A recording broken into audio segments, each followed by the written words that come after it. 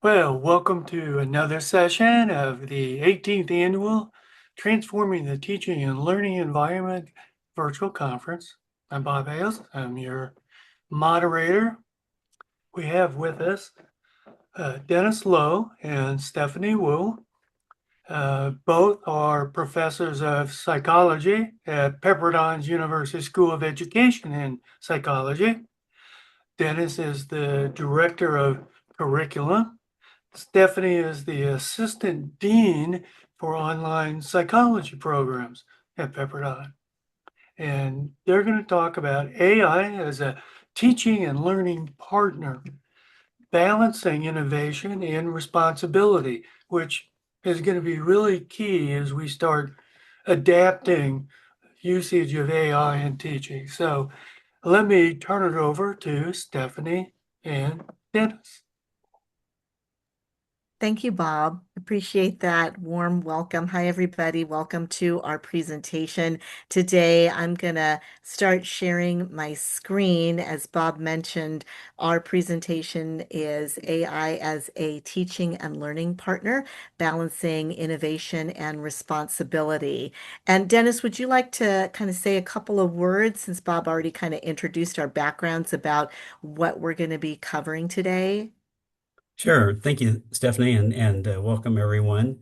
Yeah, we know that once AI hit the scene in education, a lot of us were trying to figure out what we were going to do with AI, and we had a lot of concerns about the possibility of misuse of AI.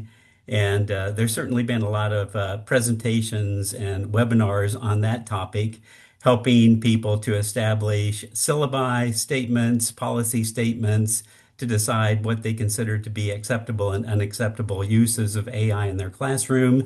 For this presentation, we're taking a little bit of a different take on this, and that is over the past couple of years, Stephanie and I have been exploring the ways in which AI can potentially be used in a responsible way to enhance the learning experience of students and also to enhance the teaching experience of instructors. And so that's going to be the main theme that we're going to be taking a look at today is some possible uses for instructors as well as for students with these AI tools. So Stephanie, I'll turn it back over to you. Thank you, Dennis. Yeah, so as Dennis mentioned, we're going to be discussing ways that instructors and students can use AI to enhance their teaching and their learning respectively. And I'm going to be reviewing a few different ways that instructors can use AI to organize their teaching and evaluation materials and to incorporate strategies to enhance student learning and engagement. So I have three kind of areas that I'm going to go over, and I'll just jump into the first one. We were just talking about this with Bob a little bit before the session started. I think one of the really helpful ways to use AI is as an editor for existing course materials to make them more streamlined, concise, to enhance their clarity. And I'd like to share an example of how I have used AI in this way to revise exam instructions for a course that I teach in our Doctor of Psychology PsyD program.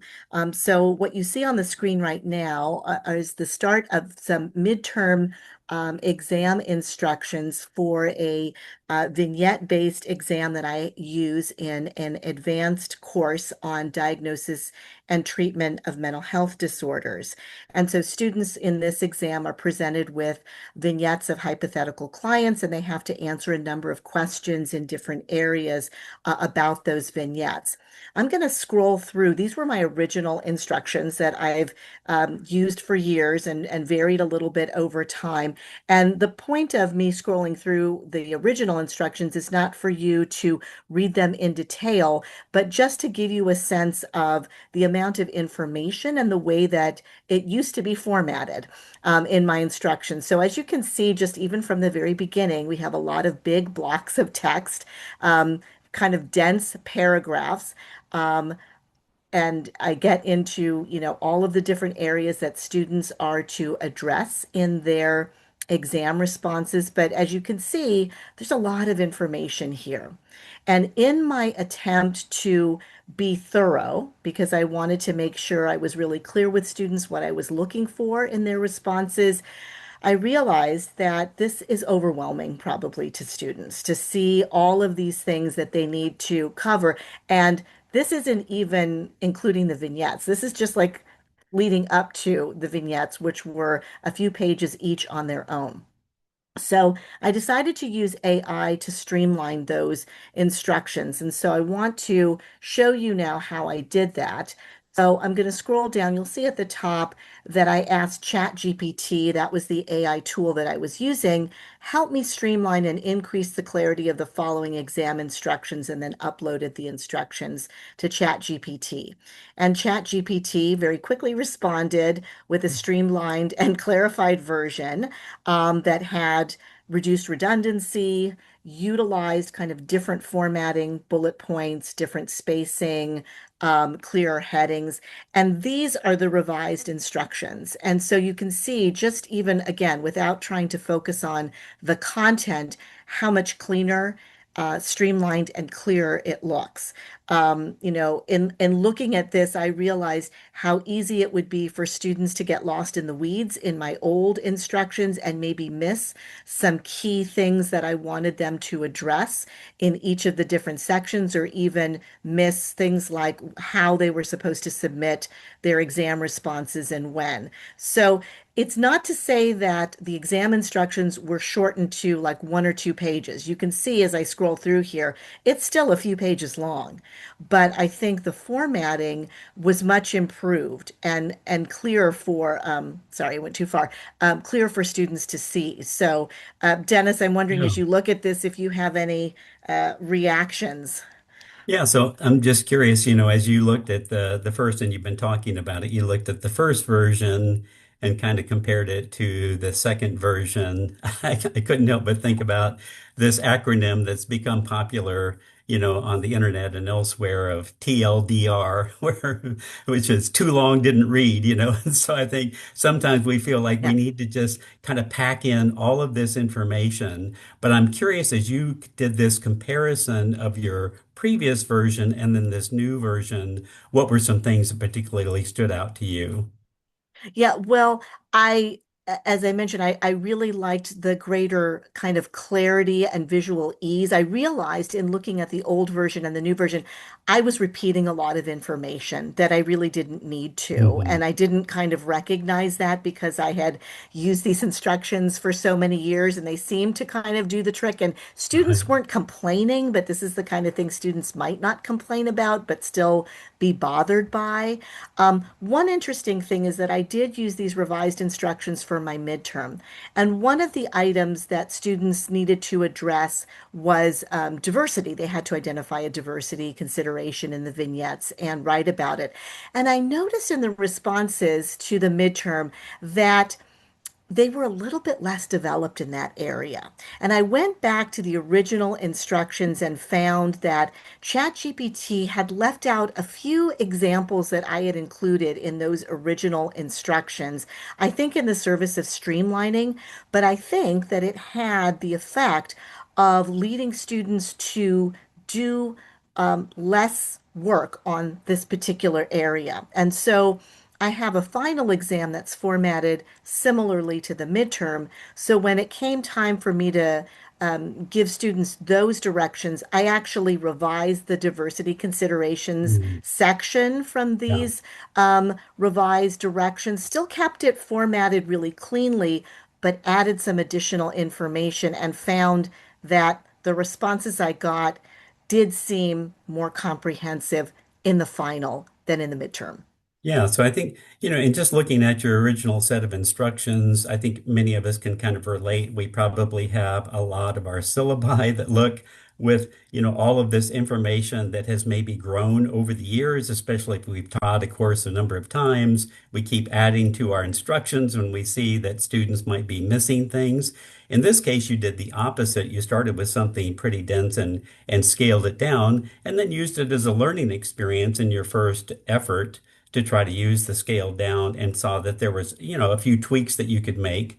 but overall, that most of the information that you needed, most of the critical information was still included in the streamlined version. Yes, yes. And I have used this strategy to edit exam questions, to cut down on the length of my syllabus, because, my syllabus is like 10 plus pages. And so Yeah. there's a lot of very dense information in there. And so I like the going back and forth with AI of just, kind of taking the suggestions, critically evaluating them for my needs, and determining what I want to retain and what I don't need. Yeah, very good.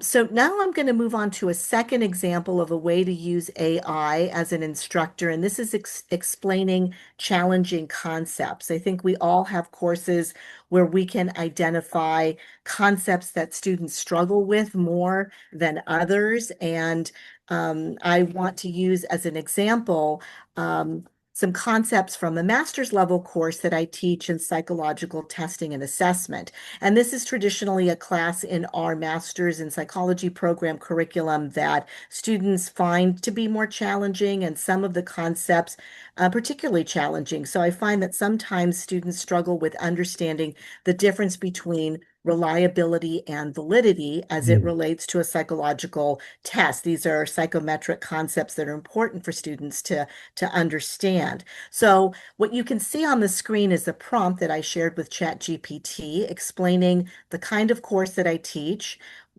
This kind of background of, I think that students struggle with this course because it's very different than the courses that they take in the rest of their curriculum.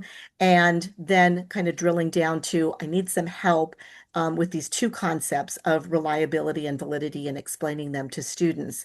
And you'll note that I asked for specific language I could use, examples that might include analogies and metaphors, and also if there was a way to connect these concepts to the kinds of concepts students were learning in their other classes.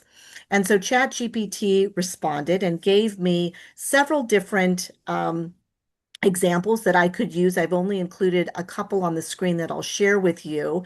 And I thought it was interesting that it prefaced these examples with kind of validating the experience Yeah. of, like, an assessment class is kind of harder Mhm. sometimes than a therapy class because it requires a different kind of mindset, a measurement mindset versus a clinical intuition mindset. And I just kind of tucked that in the back of my mind as potentially useful language I could even use when introducing students to this class, like the first class session. But it gave me some examples of language that I could use, like specific quotes I could use if I wanted to, and some analogies. And I went through the several analogies that it gave and decided to adopt two additional ones. Interestingly, some of the analogies I was already using. And I found that when I looked at these analogies, it wasn't that ChatGPT was giving me information that I wasn't conveying already in some way in explaining these concepts.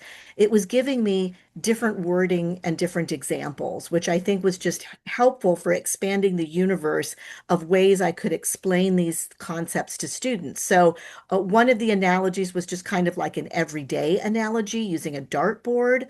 And again, you'll notice it has some like quotes at the bottom of like things I could actually say to students. And then there was also an analogy that was more of a applied psychology analogy that kind of drew on information students were being exposed to in some of their other classes about diagnosis. So I thought that was very helpful. And it kind of finished with some language that I could use to help students not conflate these two concepts. And I highlighted one in yellow there that ChatGPT highlighted as particularly critical. I used this in my class and found that just by supplementing the examples I was already using, I could tell that students were getting these concepts more. One of the students who was Yeah. really quiet in the class started asking a lot more questions about psychometrics after this example. So, Dennis, I'm wondering if you have any questions or reactions to this example.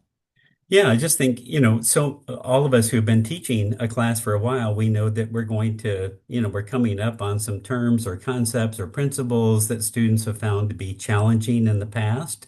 We know from a learning science perspective that if students can relate the material to something that they've experienced in their life, or we can use examples or applications that they can relate to, it's going to make the information more meaningful.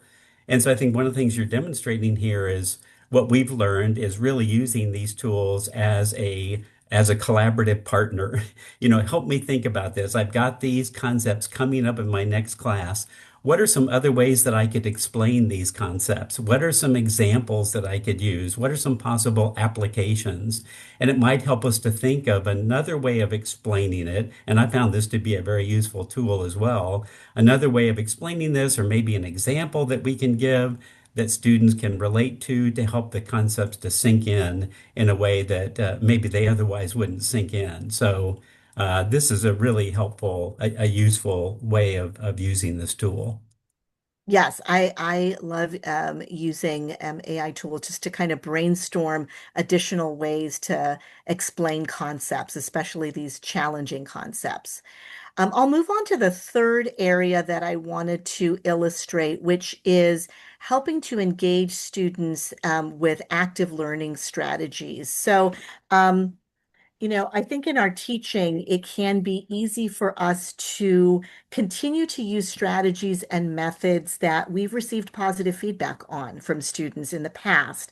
And yet, I think, can supplement good teaching that we're already doing with some additional ideas for enhancing student engagement and making sure that they're actively participating in their learning in our class sessions. And so for this final item, I'd like to use as an example a course that I'm teaching in our Doctor of Psychology program, again, this time on cognitive and behavioral evaluation and treatment.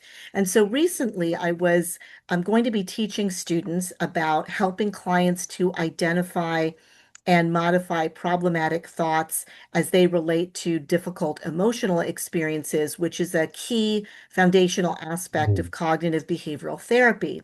And I had about 45 minutes in this particular class session to start having this discussion. And I want to preface this by saying earlier in that class session, I had done some interactive exercises with students and work with students. So I really wanted to focus in this 45 minutes a lot on kind of like lecturing, but I didn't just want to lecture at the students.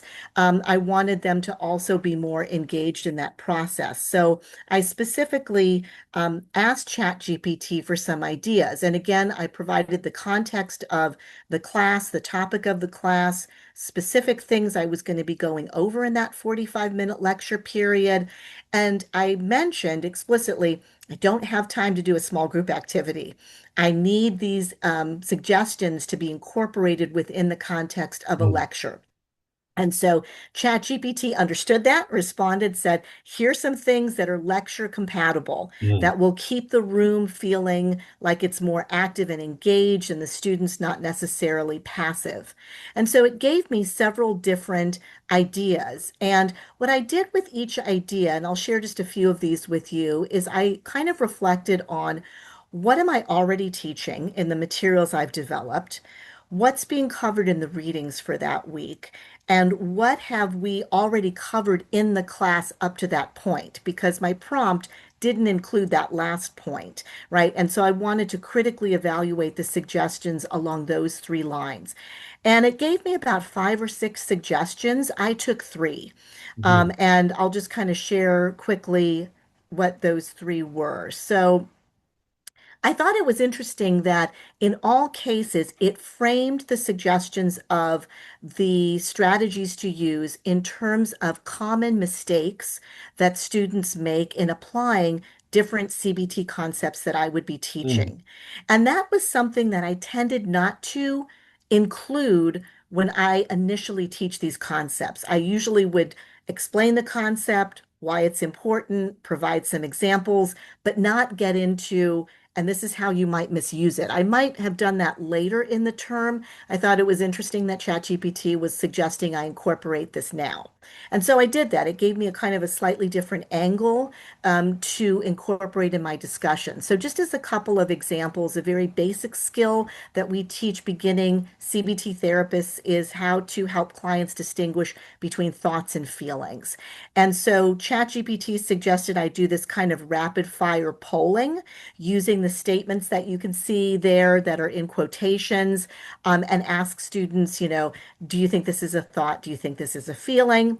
And get their feedback. ChatGPT gave me some of its thoughts about why it classified these different statements as it did. Interestingly, I didn't agree with one of the ways that ChatGPT classified one of the statements. So, you always got to critically evaluate the information you're getting back Hmm. from AI. But I used this and it really did seem to kind of energize students, gave them a little bit of a break from my discussion of thoughts versus feelings.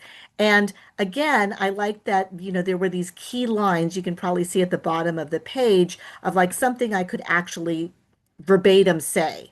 And I did choose to say this particular quote, and I think it was helpful for just kind of cementing the difference between thoughts and feelings.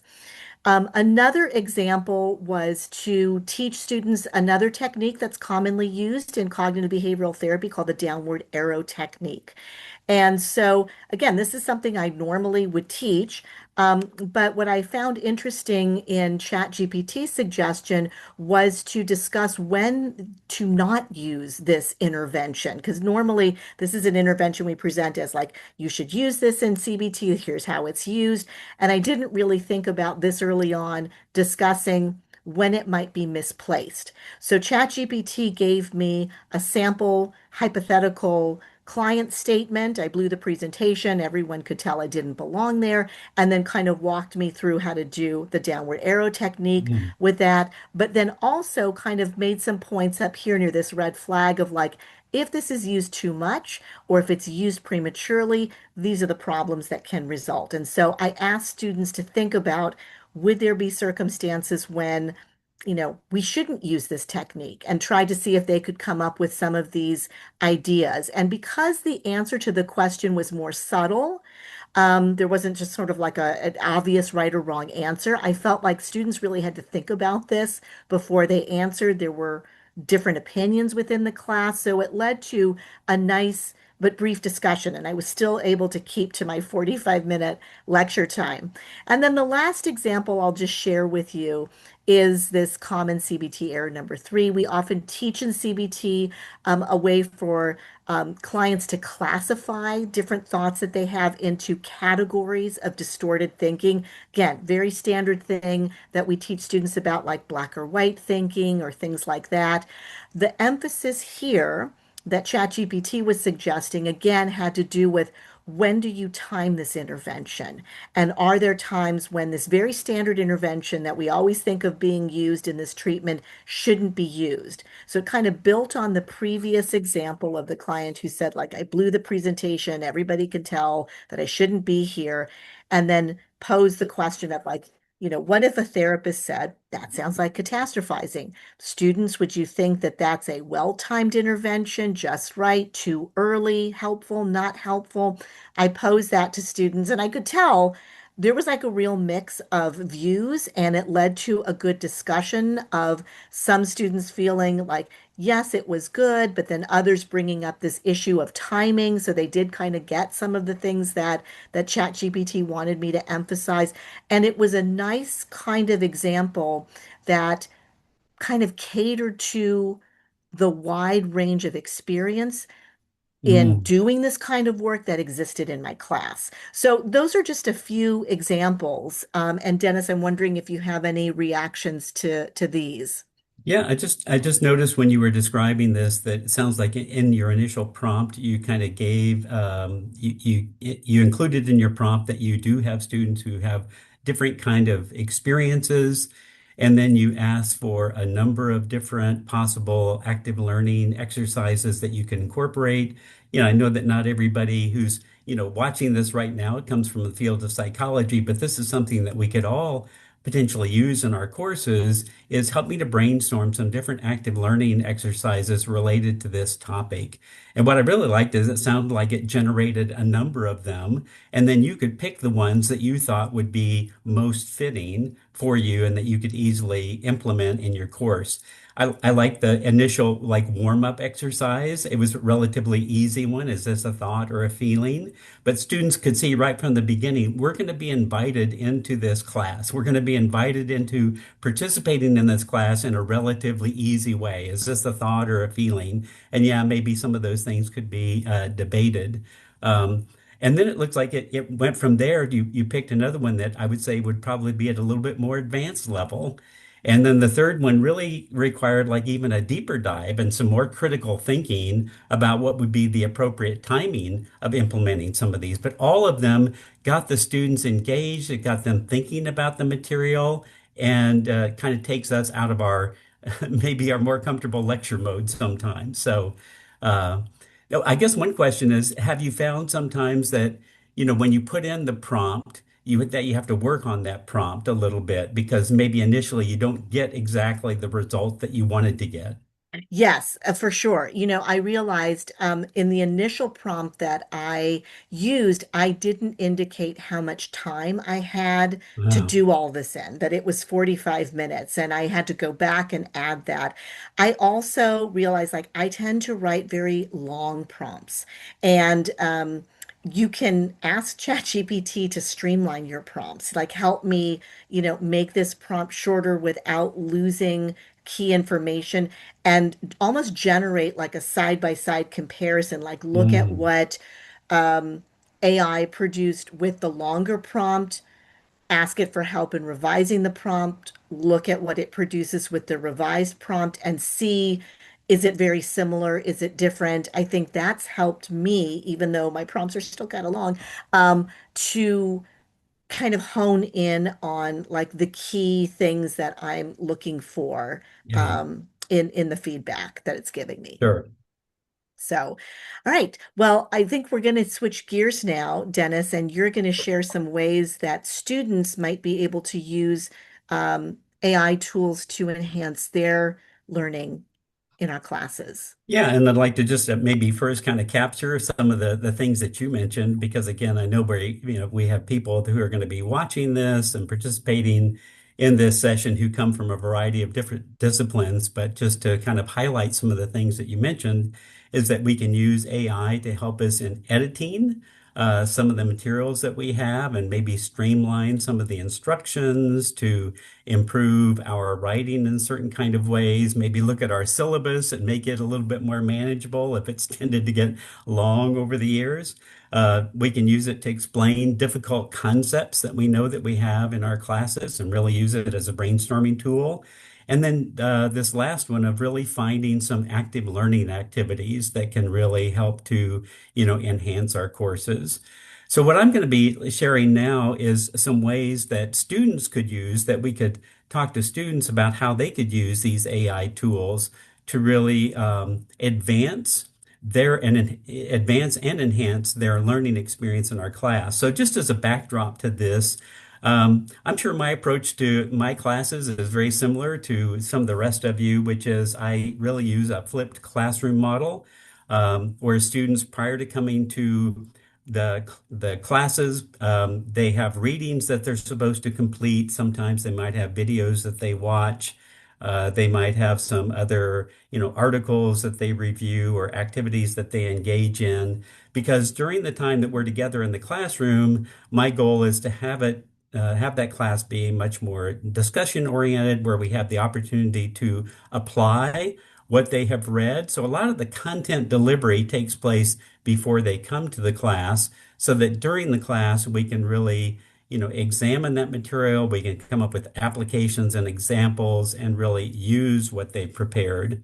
So that's sort of like the backdrop. So students know when they come to the class, I really need to be prepared to enter into the discussions that we're going to have with the exercises that going to engage in and the activities that we're going to participate in. And so one of the things that I do is I show students how can you quiz yourself. One example, how can you quiz yourself over this material after you've done the reading, after you've watched the videos, after you've engaged in the exercises. And so I actually have a demonstration here of how I would show students how they could create multiple choice questions using AI tools, multiple choice questions. I give them certain kind of prompts. So here's just a little video that I would use as a demonstration to the students on how they could use AI tools to help them in creating some multiple choice items related to that week's material. So I'm going to get this started. And so in the Google Doc, I've given you some example prompts that you can use to generate multiple choice items. So here I'm going to try out one of those prompts. Here you can see that I've said create 10 multiple choice questions. You can put in whatever number that you want based on this week's material. Notice that I have that some questions should be focused on diagnostic criteria, while others are case-based, and some of them are based on treatment. Allow me to answer them one at a time, and then provide the rationale for both the correct answer as well as the incorrect answer. So let's see what this generates. So it's going to begin thinking about this, and then it's going to present me with some questions one at a time. So here it starts off with a case-based item. And what's really nice here is that you have these different options that you can choose from. And once you select your option, I'm going to pick B, that it's going to now indicate not only what is the correct response, which B was the correct response, and it's giving me some more information about that answer. And then it's also going to give me some information about why the other alternatives were incorrect. So there's a lot that can be learned by reviewing this information, not only about the correct response, but also all of the other items. I'm learning more about each of these different diagnoses by reviewing this information. And this is just going to the next item here and giving me some different options to choose from. And once again, I'm going to pick an option here. I'm going to pick C. And then it's going to indicate why C was in fact the correct information. So I'm learning more about looking at this information as well as reviewing the other options and why those would have been incorrect to have selected. Now let's say as I'm looking at this information, I'm saying, here's some information about panic disorder. And also there was information about agoraphobia. I'm not sure that I fully understand the difference between those. I can stop here. I don't have to continue on with question number 3. And I can then ask for some additional clarification about the distinction between panic disorder and agoraphobia. So I'm going to stop and ask that for that information. And so this is how this can really be used as a collaborative learning partner, almost as a tutor, because I'm sort of discovering as I'm doing these multiple choice items about some information that I feel familiar with and maybe some information that I'm less familiar with. And so I can use this as an opportunity to learn even more about the information that I'm being exposed to through these multiple choice items. And then it's going to go on to the next item.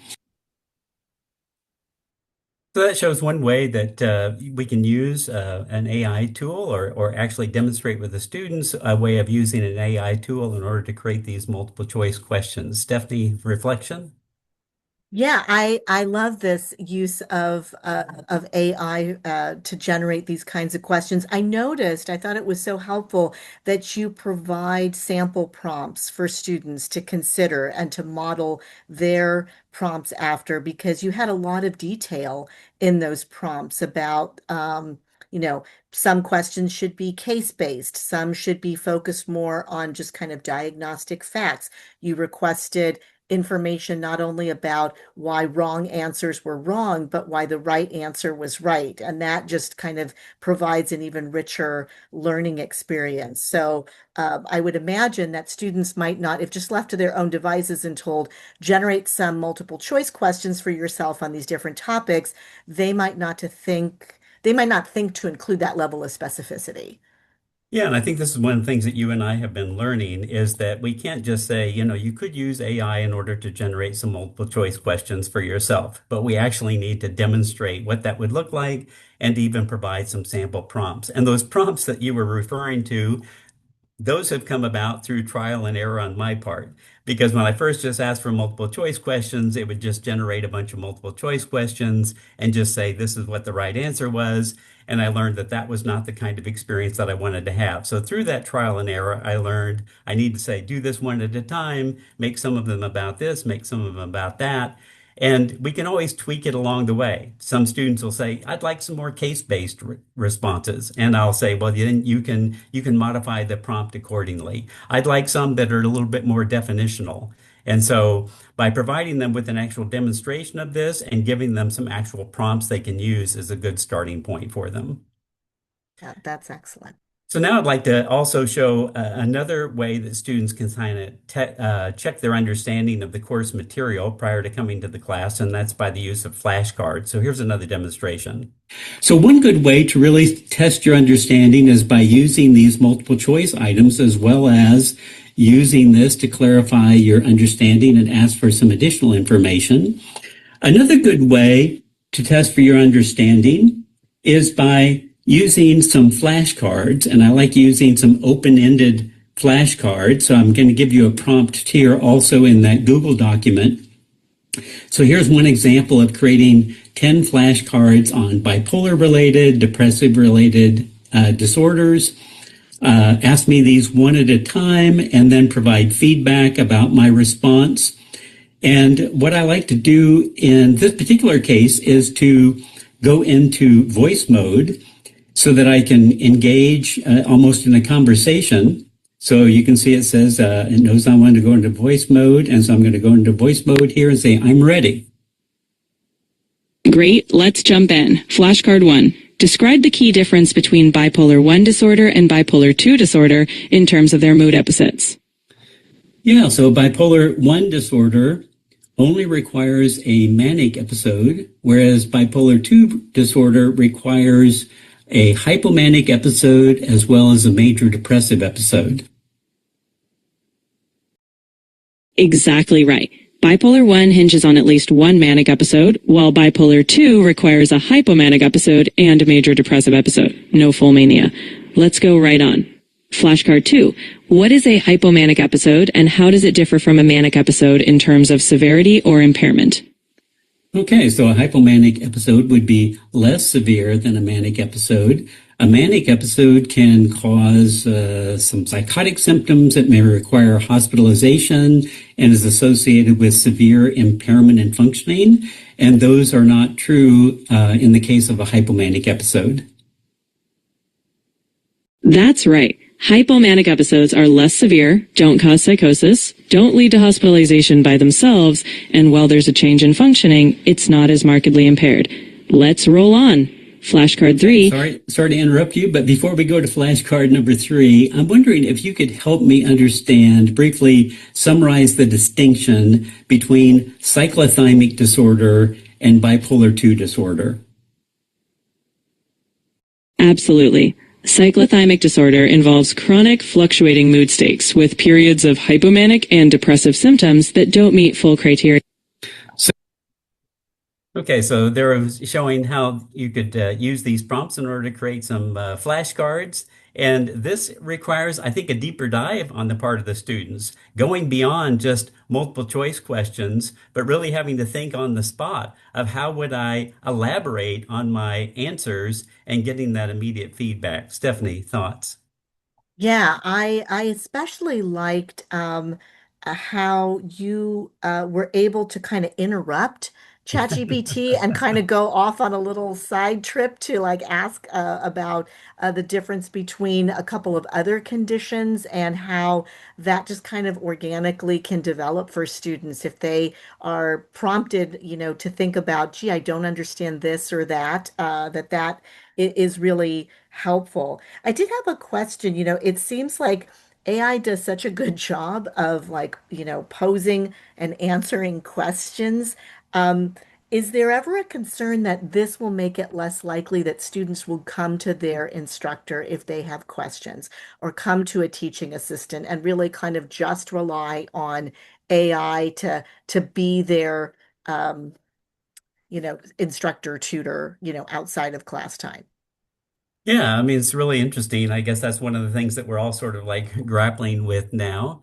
Um, when I'm using these, I'm really asking them to use these tools to check for their understanding. So this really isn't the content delivery part of the course. They've done some reading in advance. Maybe they've watched some of my videos in advance. They have completed some exercises. So this isn't really where they're learning about this information for the first time. This is now where sort of they're checking their understanding of the information. And along the way, they might discover some things that need, more clarification. I try to, show my own like openness to this information. But I think one thing that is important is that we convey that these tools can make mistakes. And as you are going through these flashcards or as you're going through these multiple choice items, you might see some things that don't seem to be consistent with what you read in our textbook. And so I think what we have to do is we have to set up our textbook is really going to be the authority, and I, as your instructor, will be the authority. And so if you encounter some things in these multiple choice items or these flashcard items that seem different from the book or from my lectures, then let's talk about those. Let's make sure that we clarify that so that you don't go down the wrong path. And so that's the hope. And so I think, one of the things that we see when we look at ChatGPT is right from the very beginning, it says, I can make mistakes. And of course, as instructors, we can make mistakes too. And so it is important for students to be able to verify this information by going back to their instructors, by going back to the textbooks, by going to their teaching, assistants, just to make sure that they are, tracking accordingly. I did want to show one other kind of tool because this is one that goes in a little bit different track. You'll notice also in the example that I just showed with the flashcard, using the voice mode. I really like using the voice mode because it really does allow us to have like a conversation with AI. So I'm going to jump forward to one other kind of activity. All of us in our classes, we probably have certain skills that we want students to learn.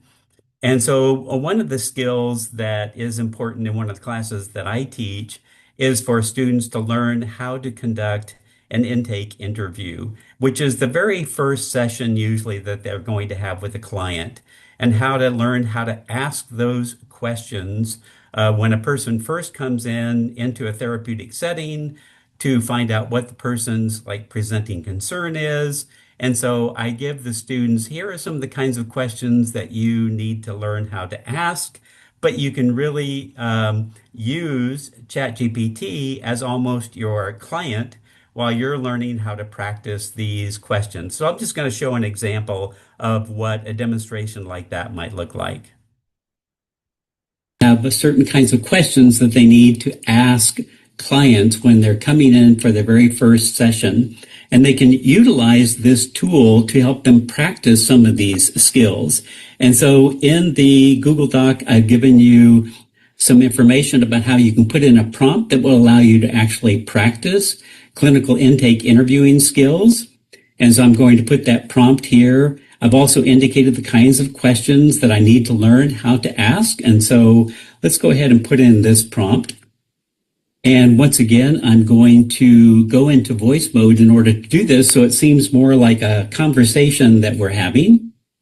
And so I've asked ChatGPT to be the client, and I'm going to be the therapist walking through some of these kinds of questions. Well, hello. I'm wondering if you could tell me what brings you into the clinic today. I've just been feeling really down for a while, and it's hard to get through the day. Okay. So I'm just wondering, when you mentioned that you've been feeling really down, if you could tell me a little bit more about what that's like for you, these down feelings. It's mostly a heavy sadness, like I have no energy and nothing really brings me joy anymore. Yeah, that sounds really difficult. Can you tell me a little bit more about what your sleep and your appetite have been like recently? My sleep has been pretty bad. I either wake up too early or can't fall asleep. And I've barely had an appetite. I see. And is this something that just is happening on occasion, or is this happening most of the day, most every day? It's been most of the day, nearly every day, for several weeks now. Okay. You mentioned several weeks now. Can you identify around how long this has been going on for you? I'd say it started around 2 months ago, maybe a bit more. Okay, around 2 months ago. I'm just curious, can you think of anything that was going on in your life around 2 months ago that maybe has contributed to some of the symptoms that you're experiencing? Honestly, I can't pinpoint a single event. It just seemed to creep up on me gradually. Okay, kind of came out of nowhere. I'm wondering if we can stop the questions right now, and I'm just wondering if you can give me some feedback about the questions that I've been asking in trying to learn these intake interviewing skills. You're doing great. You're following a logical flow, building on each response and leaving space for me to elaborate. If anything, you can feel free to ask even more follow-up on emotional impacts or strengths. Otherwise, you're on point. Okay, so I think you can really see the value of doing this as well. You can. So there I was able to go through that practice. I did it on kind of a small scale initially, asking just a few questions. I really like this opportunity for students to do this, one step at a time. Ask a few questions, get some feedback. I really like how affirming this was. You're really doing great, but also pointed me in the direction of, what I could do a little bit more of to even go further in learning those intake interviewing skills. And of course, what's great with this is that the students, and I'm going to stop sharing here so we can talk about this. What's great is that the students can do this again. And they can say, this time, I want you to be a client who's coming in and you have symptoms of anxiety, or you have symptoms related to an eating disorder, or you are, using alcohol in a way that you want to further explore. But Stephanie, reflections on that experience. Yeah, I really like this use of AI tools because this is a good demonstration of how, a skill that you can read about doing an interview, but really to be a good interview, you have to do interviews. There's many skills like that where we may have kind of a book understanding of those skills, but we really need to practice them. And I like that, you can practice as much as you want, Right. right, with being the interviewer. And it seems like the more that you practice and the more that you get skilled at something, you could also, I imagine, change, like you were saying, like the nature of the instructions or the prompts that you give to AI in order to increase the challenge in certain areas Yes. or something like that. Yes, I mean, I think we can think about it like if we would learn any kind of skill, whether you're learning how to ski or you're learning how to play the guitar or tennis or you're learning how to cook, that you start small. You start on skiing, start on a bunny slope. You learn how to ask a few questions. And then I could give some prompts to the students that say, this would be the first prompt, practice this with a couple of different kind of presenting problems. And then when you're ready, here's a more of a moderate level kind of prompt to use that's going to require you to go a little bit further. And then here would be a prompt that you could use that would be at a more sort of advanced level. And so thinking about these skills that we want students to build. Now, I have to say that prior to using ChatGPT for this purpose, I actually, had the students, find a friend or a family member who will be your client, and you can ask them these questions. I, I think ChatGPT probably does a better job than most friends or family members would be able to do because it knows how to answer those questions in a way that would be consistent, relatively with what an actual client might say, and give a very sort of brief response so that the interviewer can really learn how to ask those follow-up questions. So those were some of the things that we wanted to demonstrate. Yeah, Stephanie, go ahead. I was just going to add that I imagine it also creates a safer space for Yeah. students to kind of experiment with things. So, I mean, I could even imagine just taking it out of the realm of psychology for a moment. If Yes. a student were practicing for an interview, for a Yes. job, or for an internship, or something like that, they could role play that and say, ask me some difficult questions, or make the interviewer not very friendly, or something like that. And they Yes. could practice, and it's kind of a safer space. They're not with a peer, they're not in the actual situation yet. And that might make it easier for them to learn like different ways to respond to things that they might avoid.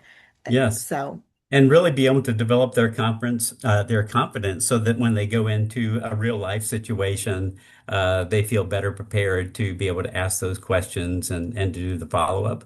Well, I know that we need to wrap up, so hopefully this has been helpful in looking at both some strategies that instructors can use to use AI to enhance their teaching, as well as some demonstrations that we can give to students. Yeah, Bob, did you want to jump in?